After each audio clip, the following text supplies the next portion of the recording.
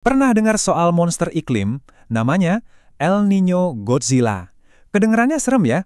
Nah, dalam kesempatan kali ini, kita akan bedah tuntas fenomena cuaca super dahsyat yang namanya kayak langsung dari film fiksi ilmiah ini. Siap-siap ya, kita akan bongkar semuanya. Dampaknya ekstrem, kayak monster. Kalimat ini benar-benar pas ya. Soalnya emang saat fenomena ini muncul, efeknya itu bisa merusak banget. Persis kayak monster yang lagi ngamuk. Nah, metafora monster inilah yang bakal jadi benang merah pembahasan kita. Yap, nama monsternya udah kita sebut tadi, El Niño Godzilla. Dengar namanya aja udah dramatis banget kan? Tapi sebenarnya apa sih El Niño Godzilla itu? Kenapa juga sampai dapat julukan seseram itu? Mari kita cari tahu. Oke, sekarang kita masuk ke bagian pertama. Kita bakal kenalan lebih dalam sama si monster iklim ini. Kita akan coba pahami apa sih yang bikin dia begitu kuat dan gimana proses terbentuknya. Nah, ini penting banget nih buat dicatat. Sebenarnya, istilah Godzilla ini bukan nama ilmiah resmi loh. Ini tuh lebih ke julukan. Kenapa? Ya karena kekuatan yang super-duper kuat dan dampaknya yang bisa sangat merusak. Mirip banget sama si monster legendaris itu. Terus, apa sih penanda ilmiahnya? Kapan sebuah El Niño bisa kita sebut Godzilla? Nah, ini kuncinya. Ketika anomali suhu, atau gampangnya, kenaikan suhu permukaan laut di Pasifik itu lebih dari 1,5 derajat Celcius di atas rata-rata. Kelihatannya angkanya kecil ya, cuma 1,5 derajat, tapi jangan salah, dampaknya itu bisa luar biasa besar. Oke, jadi gimana sih monster ini bisa sampai muncul? Ternyata ini bukan kejadian tunggal. Ibarat resep, ada 4 bahan utama yang harus ada dan bercampur jadi satu untuk menciptakan kondisi yang pas buat lahirnya El Niño Godzilla. Nah, ini dia keempat pemicunya. Ada pemanasan Laut Pasifik, melemahnya angin pasat, pergeseran sirkulasi Walker, dan tentu saja peran dari perubahan iklim global. Oke, kita bedah satu-satu ya, mulai dari yang pertama, yaitu pemanasan Laut Pasifik. Anggap aja ini percikan api yang menyulut semuanya. Coba bayangin deh, lautan yang luas banget di Pasifik bagian tengah dan timur, itu suhunya jadi anget, bahkan panas luar biasa, jauh di atas normal. Nah, kehangatan inilah yang jadi sumber energi raksasa buat si monster.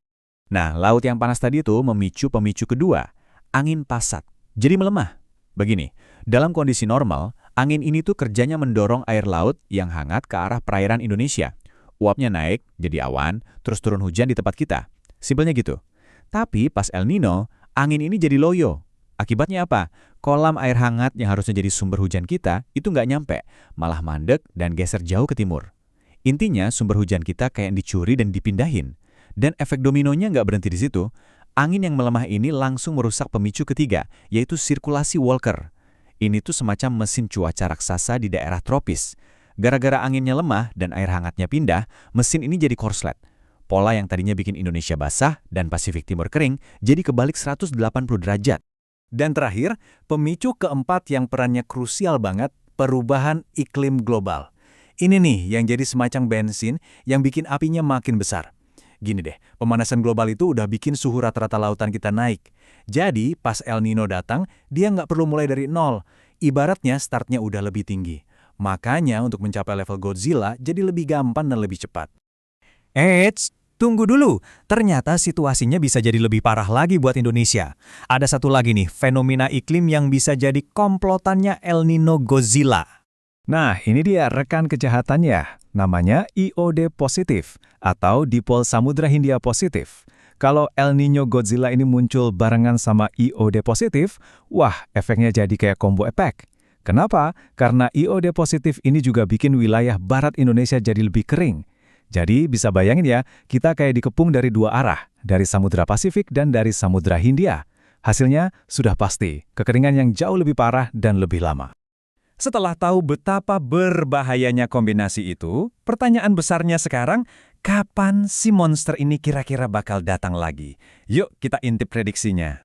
Nah, menurut data prediksi terbaru untuk sekitar bulan April 2026, para ilmuwan melihat ada peluang sekitar 50-60% El Niño berikutnya bisa jadi peristiwa yang kuat. Angka ini lumayan tinggi loh. Ini bukan kepastian ya, tapi probabilitas yang signifikan banget. Dan jadi pengingat buat kita semua untuk selalu siap siaga.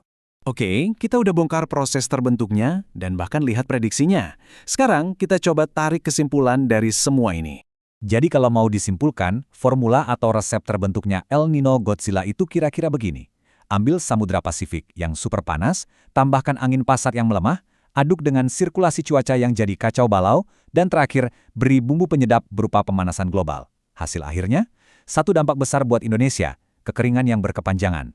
Dan sebagai penutup, saya mau tinggalkan satu pertanyaan untuk kita renungkan bersama. Seiring bumi yang terus menghangat, apakah monster iklim ini bakal jadi tamu yang lebih sering datang? Ini bukan lagi sekedar pertanyaan ilmiah, tapi pertanyaan tentang masa depan kita semua. Terima kasih sudah menyimak kupasan kali ini.